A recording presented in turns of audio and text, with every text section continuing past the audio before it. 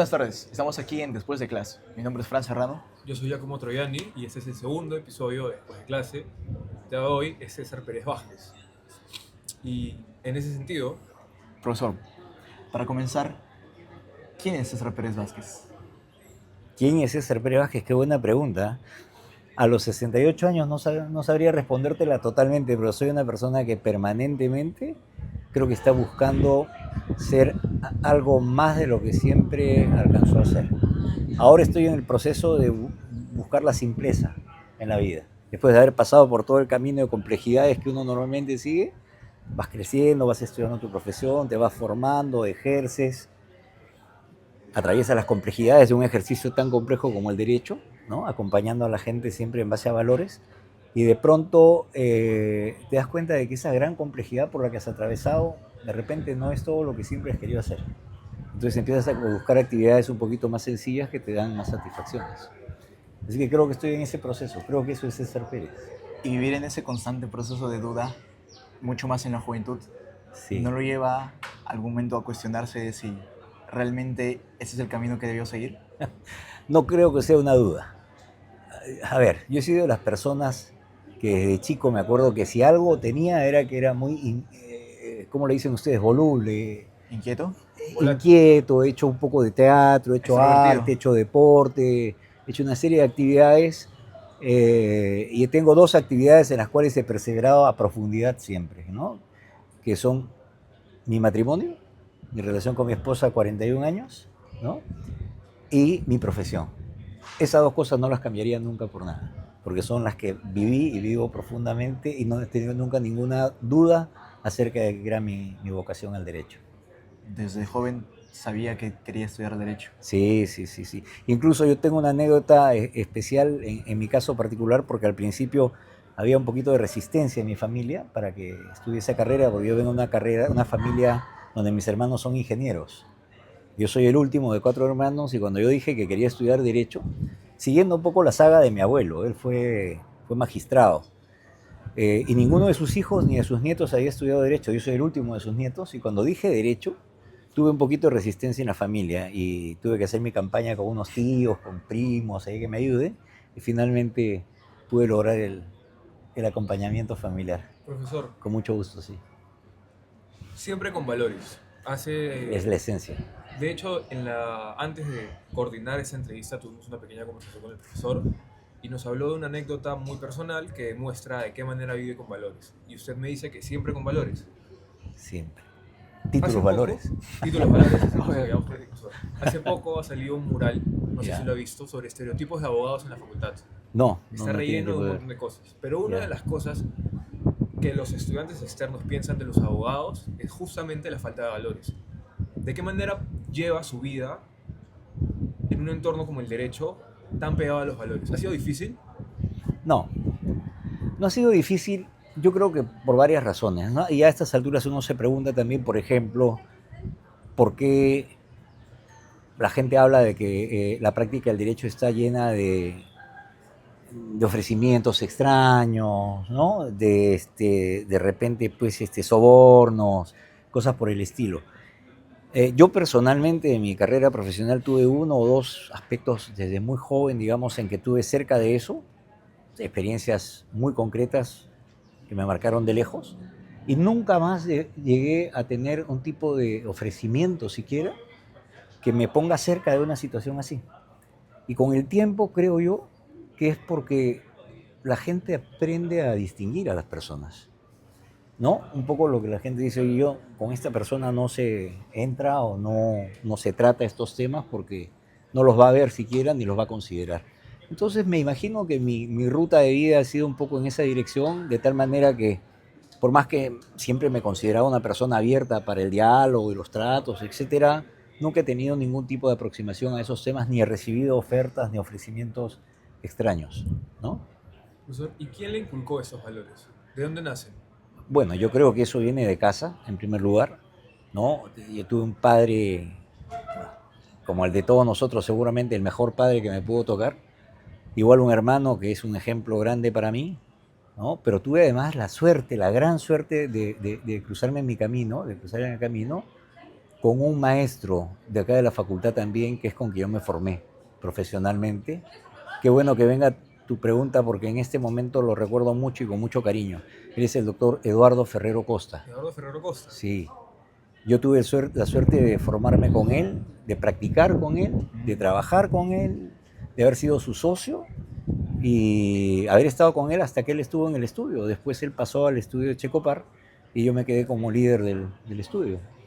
Entonces, y él es no solamente un gran maestro en términos profesionales, sino sobre todo un hombre íntegro, ejemplo para todos los que hemos trabajado y nos hemos formado a su lado. Mantenemos una relación muy grata. Ha sido su cumpleaños hace 2 días, Qué bonito. así que me da el gusto de saludarlo y siempre en contacto. Gente valiosísima. ¿Es la persona que usted más idolatra? No, yo no idolatro, yo solo idolatro a Dios. Pero el término adecuado es que es la primera persona que me viene a la mente cuando alguien me pregunta acerca de mi formación profesional, es Eduardo, ¿no? Le tengo un gran aprecio y un gran cariño y reconocimiento constante. ¿Sí? ¿Lo considera como su padre en la educación de Derecho?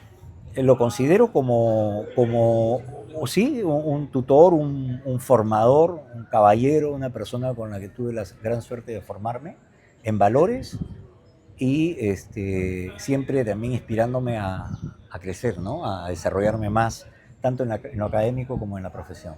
Me dio muchas responsabilidades desde muy joven, me dio muchas responsabilidades en el estudio.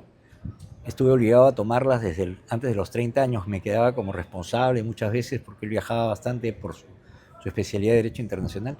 Y yo tenía que quedarme con la responsabilidad de muchas cosas de clientes que a los 30 o 28 años era un reto permanente, ¿no? Entonces, yo creo que ese empujarte un poco a la piscina genera que tú tengas que responder. Profesor, de lo que me cuenta me nacen dos preguntas. Sí, La primera es, en la vida todos son etapas, creo yo, ¿no? Sí. En algún momento usted fue alumno claro. y ahora es maestro. ¿Tiene César Pérez Vázquez, su propio César Pérez Vázquez? ¿Tiene algún alumno, tiene algún trabajador, algún socio, algún asociado? Sí, sí, sí. Yo tengo la gran suerte también, no solamente de haberme formado con una persona como el doctor Ferrero, sino que tengo la gran suerte de compartir todavía relaciones personales, profesionales, amicales, con varias personas que a lo largo de los años se han formado con nosotros, ¿no? La gran mayoría de ellos egresados de acá de la universidad y que están trabajando en posiciones muy, muy importantes, localmente e internacionalmente. Y siempre he tenido cerca a mí, digamos, 2 o 3 personas jóvenes en formación, abogados jóvenes y abogadas jóvenes que han colaborado mucho conmigo. Gracias. La otra pregunta era, usted, aparte de su actividad profesional como abogado, funge como director de ciertas empresas, por ejemplo. Sí, Y me dice que a los 30 años se dedicó a tratar mucho con clientes. Entonces, además de un buen nivel en derecho, usted definitivamente sabe tratar con las personas. bueno, ¿Qué consejo le daría a los estudiantes jóvenes que ven este video en el trato para ayudarlos en el trato de las personas? a ver, Como abogado. gracias. Yo creo que hay algo que es fundamental y que no es aplicable exclusivamente al derecho, ¿no? Y creo que eso pasa fundamentalmente por la confianza que seas capaz de inspirar, ¿no? Si eres una persona empática, si eres una persona respetuosa, si eres una persona que responde adecuadamente a los requerimientos con sencillez, con claridad, con oportunidad, probablemente lo que venga de retorno sea una relación de confianza. Y yo creo que la confianza es la base de todo. Si no hay confianza es muy difícil ejercer la profesión y obtener la confianza es algo tan valioso y al mismo tiempo tan delicado que cuesta mucho tiempo formarla y muy poco tiempo perderla, ¿no? Puedes perder la confianza con un solo acto y te puede tomar mucho tiempo formarla. Entonces, cuando la alcanzas, cuando trabajas para alcanzar la confianza que se da de manera instintiva, natural, tú tienes que esforzarte por no defraudar esa confianza. La profesión nos enfrenta permanentemente, eso sí, a situaciones en las que tienes que tomar decisiones. Tú eres o puedes ser conocedor de información estratégica, valiosa para la toma de decisiones, pero te ha sido o sea, te ha llegado por otros medios y tú entras en una dificultad al momento de decidir si puedes o no compartirla con alguien que tiene que tomar una decisión. Y si en ti está alguna duda respecto de la confidencialidad y todo lo demás, tienes que ser absolutamente reservado y cuidadoso. Y quien te conozca lo va a respetar, ¿no? Nadie te va a insistir, oye, pero dime, tú sabes, avísame. Ahí la formación de un abogado tiene que ser fundamentalmente basada en el respeto a la confidencialidad y a la reserva. Toda esta experiencia vasta que tiene en el derecho, Sí. profesor, ¿alguna vez usted perdió la confianza en sí mismo? He tenido momentos de cavilaciones, ¿no? No de dudas, de cavilaciones. O sea, yo tengo ahora, estoy atravesando, a pesar de la edad que tengo y ya el nivel de las responsabilidades que tengo en el estudio, vengo atravesando situaciones todavía específicas que me retan permanentemente, ¿no? Que me hacen no dudar, pero sí preguntarme si estaré a la altura del reto. Y gracias a Dios siempre aparece algo que te hace sentir que tus posibilidades, ¿no?, son inimaginables. No te imaginas por dónde va a venir la respuesta. A veces no las anticipas. Te preparas para una reunión, te preparas para un directorio, te preparas para una coyuntura especial.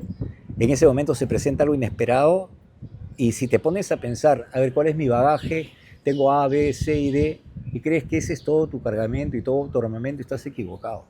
Cuando llega el momento, aparece X, Z, Y, que tú mismo dices, ¿de dónde aparece esto?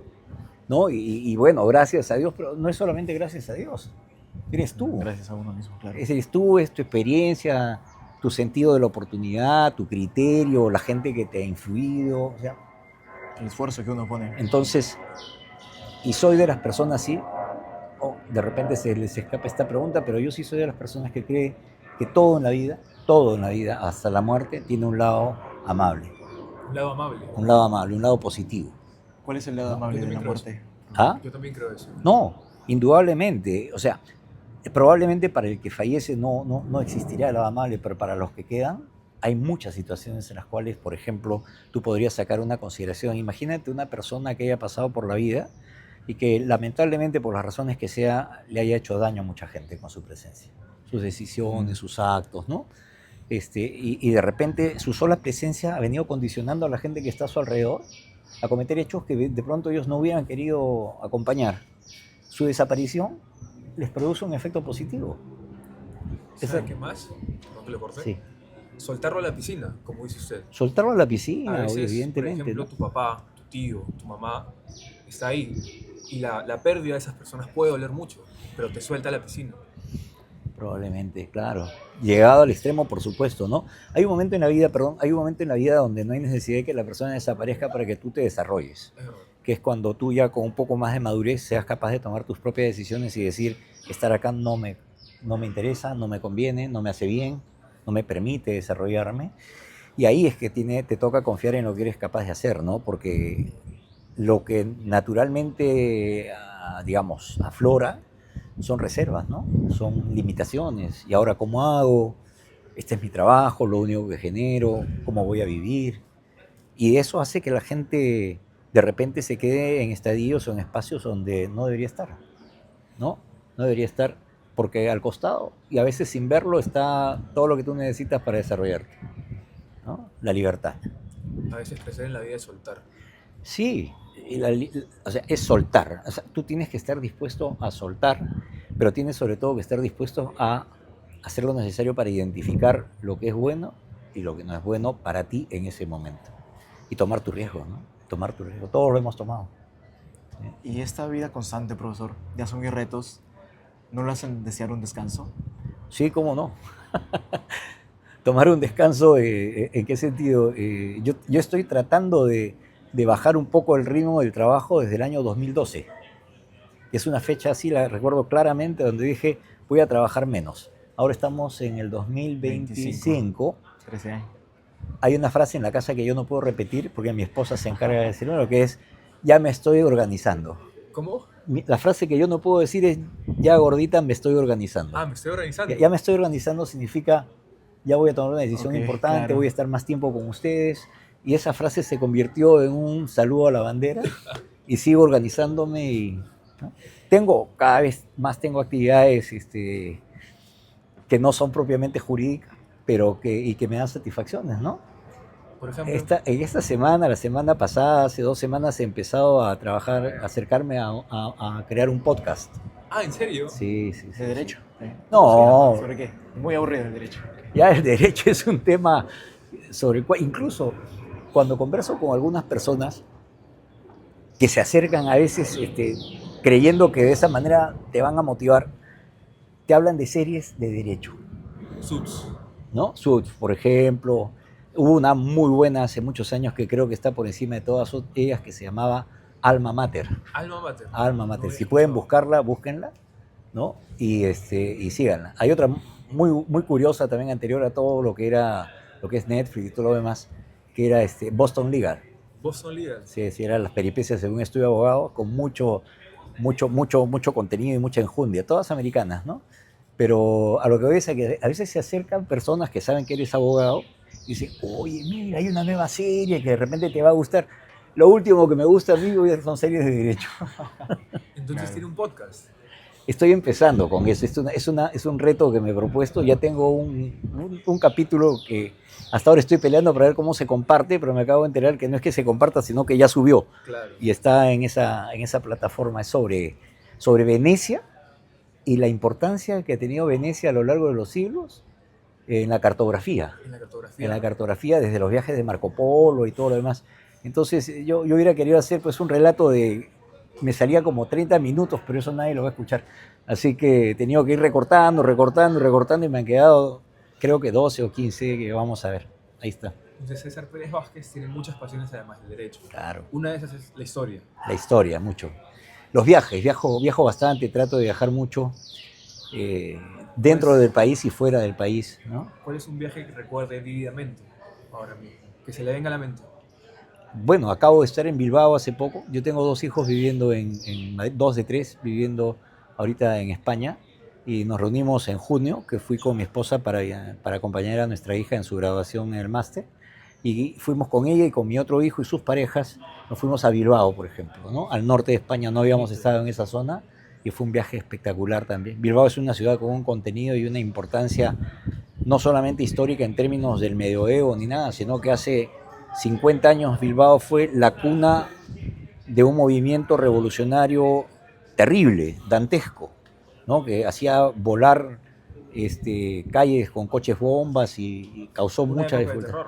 Fue una época muy dura, muy difícil, de convulsión social. Era una ciudad industrial donde había mucho movimiento industrial, mucho sindicalismo, y eso no digo que sea malo, es bueno. La manifestación es muy positiva a nivel de sindicatos y todo esto, pero cuando eso se convierte en violencia, ¿no? Indiscriminada, urbana, rural, ya es un tema con el cual hay que parar. Subversivo. Y esa época sí, la época de, si no recuerdo mal, era el ETA, era la época que también en Irlanda había un movimiento nacionalista que también estaba en ese camino. Estoy hablando de los 60, 70, probablemente hasta los 80. Entonces estar en Bilbao ahora para mí significaba bastante porque me recordaba la época joven, donde las reivindicaciones sociales y todo esto es parte de lo que uno vive, ¿no? Y el camino equivocado está al costadito, ahí nomás a medio paso. Entonces, tuve el gusto de estar ahí. Sí, sí, eso ha sido ahora en junio. Qué lindo. Por Y lo que- en un par de semanas me voy a Buenos Aires, que es otro lugar que también me gusta recorrer mucho. Así que nos perderemos una clase. Bueno, mejor para nosotros. Está bien. No, ¿qué dices? No, igual que la vamos a tener igual, la vamos a tener Lo virtual. sabemos nosotros. Vale, también bueno. Profesor, por lo que escucho de usted, es muy conocedor de varias cosas, pero en estos tiempos, ¿recomendaría usted a un joven que, digamos, quiere invertir sus espacios libres en otras actividades, realmente seguir almacenando conocimiento? ¿Es necesario informarse de casi todo lo que existe en el mundo? Permanentemente. A ver, sobre ese tema, yo soy muy curioso. Gracias a Dios no he perdido la curiosidad, ¿no? Soy muy curioso, gracias a Dios también tengo hijos jóvenes que siempre nos acompañan. La enseñanza universitaria te da la oportunidad de estar con ustedes, con gente joven, que te va nutriendo de nuevas cosas, que te hace preguntarte nuevas cosas, nuevos términos, ¿no? Que yo después me los empaqueto y me los llevo para conversarlo con mis hijos, con mi esposa, que también es profesora universitaria a tiempo completo Comunicaciones. en comunicaciones, ¿sí? Y hablamos y discutimos y conversamos sobre estas cosas. Y una de las... A ver, Para una persona como yo, se imagina que ha atravesado el tema de la tecnología en nuestras vidas. Cuando nosotros, o sea, yo tenía 18 o 20 años, lo que se usaban en los estudios de abogados eran los esténciles. Para cuando teníamos que repetir demandas, ¿Ya? utilizábamos esténciles para copiar la parte que no cambiaba y completar solamente los espacios que quedaban, ¿no? Ni siquiera habían fotocopiadoras disponibles para todos. Lo que se usaba era un papel fotocopia que con el tiempo se velaba, ¿no? Entonces, el fax empezó recién acá en los 90s.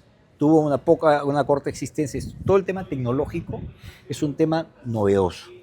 Y eso significa que tu mente tiene que ir adaptándose a eso. Ahora la inteligencia artificial, ¿no? Antes de la inteligencia artificial, las redes. O sea, ¿qué cosa ha traído Internet? Y Internet ha permitido fundamentalmente pues, una democratización del acceso a la información a nivel mundial, ¿no? Antes teníamos que buscar las bibliotecas para acceder a conocimientos escritos. ¿Ah? Ahora está acá. Ahora está acá, efectivamente, ¿no? Y ahora el gran reto ya no es dónde encontrar las cosas, sino qué buscar. Te puedes encontrar con todo, Claro. ¿no? Que sea una fuente fiable, que sea coherente, vas a encontrar, y eso es una enormidad de información, pero al mismo tiempo es un reto grande acerca de cómo la abordas, ¿no? Y una de las cosas que a mí, por ejemplo, me generó siempre mucho tema fue entender la tecnología. Yo era así, mi curiosidad, y de repente la gente de mi época es así, ¿no? Todos partimos por una pregunta. En el momento que vemos funcionar esto, decimos, ¿cómo hace? ¿Cómo lo está haciendo? ¿No? Y el tema es el cómo. Yo me acuerdo que estaba en una clase en una escuela de posgrado dictándola y hablábamos acerca del fax, la aparición del fax. ¿Ustedes han visto un fax? Yo sí. Nunca en mi vida. Un aparato telefónico con un dispositivo por el cual tú envías un documento impreso y Sale va al- apareciendo en el otro lugar, que puede ser en China, puede ser en Rusia, puede ser en Estados Unidos, en Francia o en Chiclayo. En el momento va pasando. Antes de eso había estado el telefax y había la comunicación por clave de Morse, habían mil otras cosas. Pero la aparición de ese aparatito en ese momento, que además en mi caso fue grandioso porque un cliente me pagó unos honorarios atrasados entregándome un aparato de fax que hasta ahora lo tengo, ¿no? Lo conservo porque fue mi puerta de entrada y yo seguía, mientras me entraba o yo enviaba un fax, yo me quedaba absorto con la boca abierta viendo cómo sucedía ese fenómeno, ¿no? Ese papelito que yo metía acá estaba llegando igualito allá. Era increíble. Una cosa de locos. Y les digo que duró poco porque esa función fue asumida a los pocos años por las computadoras. En ese tiempo se usaban no las laptops, sino las desktop, Claro. las computadoras personales, las PC, ¿no? Entonces, esas computadoras ya empezaron a traer esa función. Pero vamos a lo siguiente. Yo no salí de mi asombro y lo compartí un día en una clase. En esa clase habían estudiantes de distintas partes y sobre todo habían estudiantes de la Marina, de la Aviación y del Ejército. Eran oficiales destacados que los mandaban a sus instituciones a estudiar su maestría. Entonces, uno de ellos, un marino me acuerdo, me dijo, profesor, ¿por qué se preocupa usted en saber cómo funciona eso? Se le está yendo la vida y no lo va a saber. Y antes que lo entienda va a aparecer algo nuevo. Estamos hablando de Claro. principios de siglo, ¿no? Así que limítese a usarlo, me dijo. Limítese a usarlo y no se pregunte más. Me devolvió la vida porque a partir de ahí Claro. fui libre. Claro. Ya no me pregunto, y todo ha venido así, a trompicones. Tenía razón, un visionario. Otro ¿verdad? momento que ahora dicen ustedes épicos, Ya, ¿no? Claro. Para usar términos de ustedes, momentos Kodak o momentos épicos, ¿sí? Por ejemplo, hasta hace, ¿cuántos era? 15 años, 10 años, se almacenaban, uno tenía la música grabada en cassettes, Walkman. ¿no? O en un Walkman, Walkman, ¿sí? Walkman. Pero ¿qué cosa era? Era música almacenada. Que tú tenías que tener o un cassette o un CD o algún dispositivo en que esté almacenada. Y tú solamente podías oír la música almacenada ahí. O sea, estaba encerrada esa música, ¿no? en un artefacto físico que la contenía. Entonces tú podías oír eso. Cuando de pronto aparecen Spotify y este tipo de cosas, yo empecé a usarlo instintivamente, automáticamente. Me gusta mucho la música, escucho además no solo música, sino entrevistas, podcasts, etcétera. Y de pronto me di cuenta que estaba en un mundo distinto, donde mi hijo mayor, en ese caso, como les digo, de los tres nos nutrimos muchísimo en cuanto a tecnología, avances, temas de mucha discusión. Uno de ellos me dijo, papá, olvídate ya del dispositivo donde está la música grabada, eso ya no existe. Ahora la música está en el espacio, En la nube. está en la nube. Claro. Mirar la nube. No, RPP. Entonces, y no, pues eso ya es información que está de alguna manera almacenada en eso que llamamos nube, que después he entendido que tampoco es que esté totalmente en el espacio. Lo saben ustedes, ¿no? Claro. Tiene que aterrizar en algunos fierros Sí. que están en alguna parte del mundo. Que gasta en agua, pero... Son las cosas que uno va familiarizándote, pero ese cerebrito que te fue regalado hace 68 años, en mi caso, ha tenido que ir entendiendo estas cosas para poder conversar con ustedes, si no estaría fuera de circuito. Y para sacar el podcast también. No, por supuesto, ya estoy en eso, acá lo tengo. Profesor, una pregunta no necesariamente relacionada con el tema. ¿Usted cree que su esposa, su matrimonio, lo ha hecho mejor? ¿A mí, Sí. personalmente? Sí, claro que sí. O sea, yo creo que primero, para empezar, el hombre, el individuo en general, es producto de sus circunstancias, siempre, ¿no? Yo conocí a mi esposa cuando yo tenía 22 años, 21 años aproximadamente, sí. La conocí haciendo una obra teatral, Jesucristo Superstar. Jesus Christ Qué buena. Superstar. Sí, Qué sí. buena. Yo era, supo que era yo era ella? Judas Ah, sí. y ella era la Virgen María. Para colmo. Que ni Colmo. siquiera era María Magdalena, que es el personaje central, ¿no? Claro. Porque es la discusión entre Judas, Jesús y María Magdalena. Pero yo era además el director de la obra y como me gustaba, le creé el personaje. Pero ¿cómo supo que era ella? ¿Cómo supo que quería casarse con ella?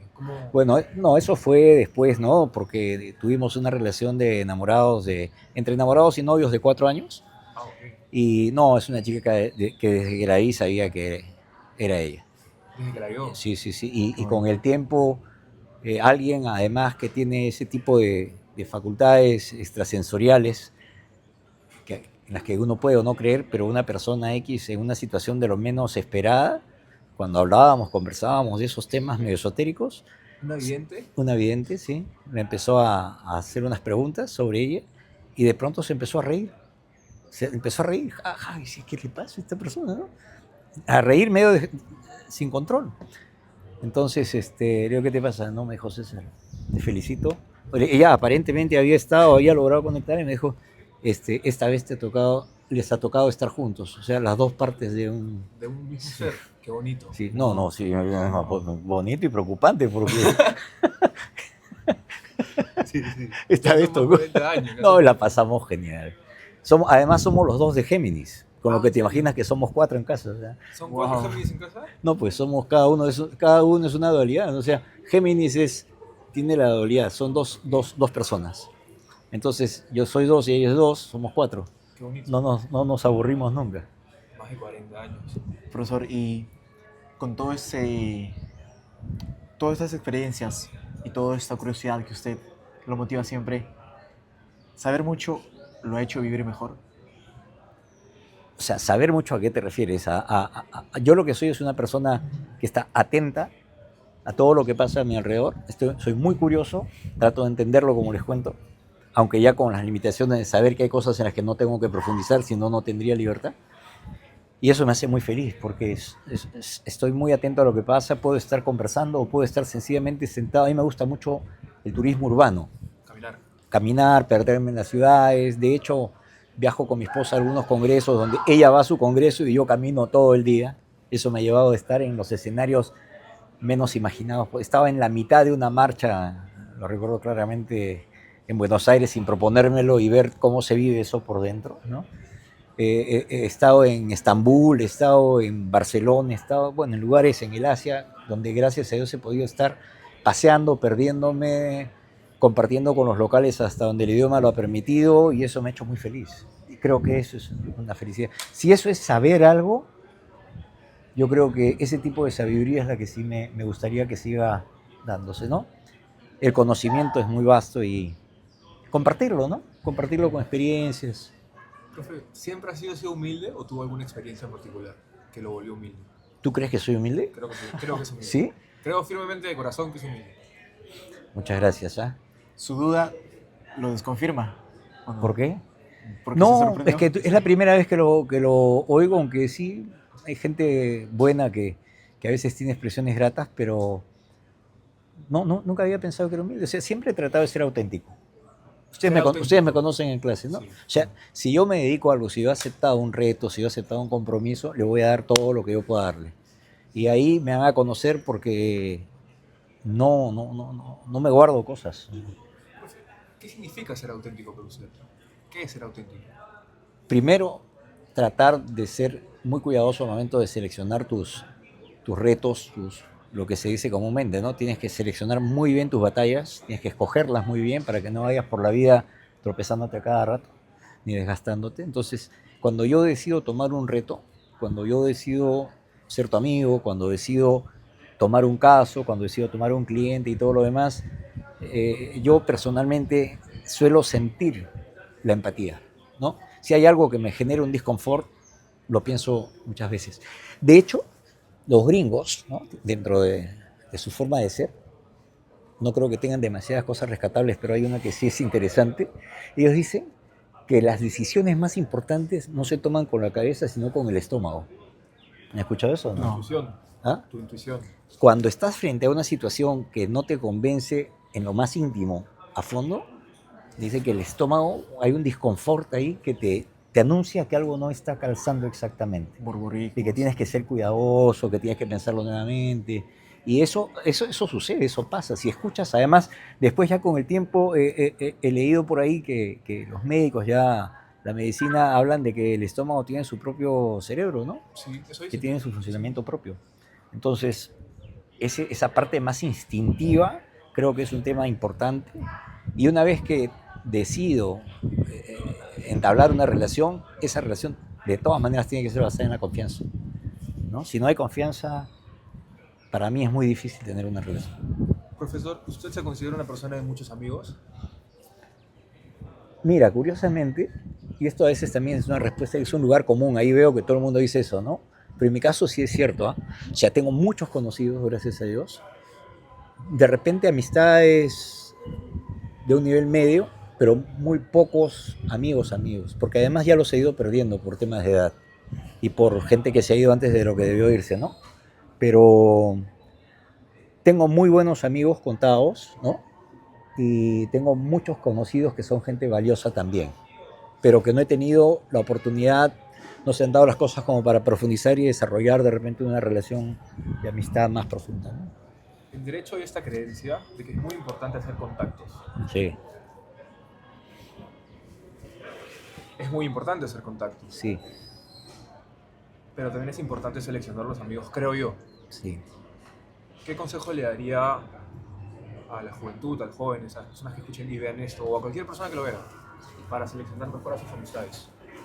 A ver, yo no sé si tenga mucho que ver con lo que me estás comentando en este momento, pero por ejemplo, para mí, a pesar de las bondades, ¿no?, de la tecnología y la comunicación a distancia, las pantallas, el Zoom y todas estas aplicaciones que permiten una comunicación remota, para mí, por ejemplo, el contacto presencial es vital, ¿no? El estar acá, mirarnos a los ojos, ver los gestos, sentir que estamos cerca y podemos conversar es fundamental. No escribirte, hablarte. Sí. Yo lo recomiendo y lo exijo para mis colaboradores siempre, cada vez que pueden, que tienen que hacer algún trámite, que vayan. Eso para mí es fundamental. Yo mi actividad se ha basado mucho en generar mediaciones. O sea, yo suelo aplicar mucho técnicas de mediación, ¿no? Y para eso es importante el contacto personal, ¿no? Entonces, la generación de contactos, sí, en el más amplio sentido del término, significa la generación de relaciones de confianza. Pero si son contactos basados solamente en el interés de obtener algo de alguien y en base a eso, no sé, No es lo suyo. puede ser útil, pero entiendo que es útil. De hecho, hay lugares y hay espacios profesionales donde alguna de las personas del grupo se dedica a generar contactos, por ejemplo, ¿no? Tanto a nivel institucional como a nivel de clientes o de prospectos de clientes. De eso se habla mucho y se conoce bastante. Y seguramente son personas pues muy simpáticas, con mucho ascendente sobre otros, y eso es su actividad, y en buena hora que lo sea así, ¿no? Pero yo creo que el tema debería ser enfocado de una perspectiva más amplia, porque tú ganas cada vez que generas una persona que confía en ti, Pero ¿no? de verdad. De verdad, obviamente, de verdad. Esa Profesor, es la clave. y hablando así de consejos de la juventud, Sí. ¿está conforme con el año en el que usted nació o le hubiera gustado ser joven en estos tiempos? Ser veinteañero en estos tiempos. Te vas a morir de risa, pero yo estoy muy contento con la época que me tocó vivir, porque me ha tocado atravesar, como les digo, imagínense ustedes, yo soy del 57, entonces me ha tocado atravesar toda la ruptura generacional, toda la brecha generacional, la época en que los hijos trataban a los papás de usted. Mi papá le dice usted a sus papás. ¿Ah? Mi papá le dice Claro, usted a sus claro, papás. claro, claro. O sea, y ojo, ¿no? De eso atrás era una regla, ¿no? Yo he tenido la suerte de atravesar todo ese periodo. Estoy feliz con lo que me tocó vivir, muy contento, con mucha pena de ver pues el tema de las guerras, interesado y preocupándome por lo que son las grandes migraciones que se están dando en el mundo. Este siglo ha sido considerado, creo, el siglo de las grandes migraciones a nivel mundial, ¿no? Todas estas masas de gente que va. Refugiados a Europa, refugiados a Perú, Claro, venezolanos claro. acá. O sea, en la historia se ha dado, indudablemente, pues ha habido, el humano ha sido siempre migrante, transhumante, pero ahora se están dando movilizaciones de masas que son impresionantes, ¿no? Sí. La necesidad, etcétera. Y sale a reducir mucho la calidad humana. Eso es clave. Eso Que es clave. deberíamos. Se suele decir también, como dicen, todo tiempo pasado fue mejor. Yo no creo que sea eso así. O sea, yo estoy contento con lo que me tocó vivir, pero creo que ustedes tienen ahora pues un mundo por delante impresionante en términos de posibilidades, de potencialidad. Viajen, relaciónense, hagan el bien. Cuando pongan la cabeza en la almohada en la noche, van a poder dormir bien, tranquilos. Eso es un muy buen consejo. Sí. Creo que es una muy buena manera de darle un cierre. Porque usted y nosotros tenemos clase a las 6. Yo los mandé a dormir. O sea, Y de hecho, en 3 minutos tenemos clase. Entonces, Profesor, yo quiero culminar Está con bien. una última pregunta. pero el profesor a veces llega tarde, no hay problema. perfecto. Podemos continuar. ¿Qué le diría al César estudiante de Derecho? Al César, estudiante de Derecho, ahora, Sí. algo que me estoy preguntando, porque yo estoy empezando a utilizar también para lo nuestro, para nuestra profesión, es la inteligencia artificial, el famoso ChatGPT y todo esto, ¿no? De hecho, tengo un cliente con el que además tengo una relación profesional de más de 20 años que nos permite hacer bromas. Y él es un empresario exitoso, rodeado de mucha gente y todo lo demás. Y con el cual tengo una relación de mucha confianza. Y hubo una vez que me dijo, César, ya no te necesito, ¿ah? No, ya no te necesito. Oye, ¿qué pasa? ¿No? No, que mira lo que estoy haciendo, y generaba sus contratos y sus cosas.